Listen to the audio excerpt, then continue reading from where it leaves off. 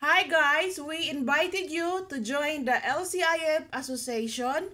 To become a member, just click on the link below. Here you can get support, information, and discounts.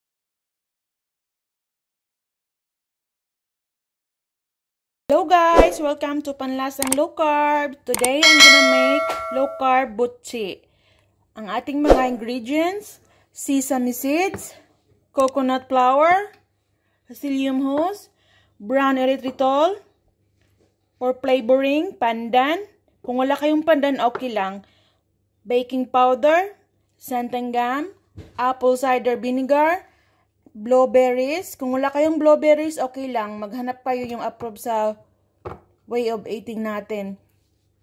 Keep watching!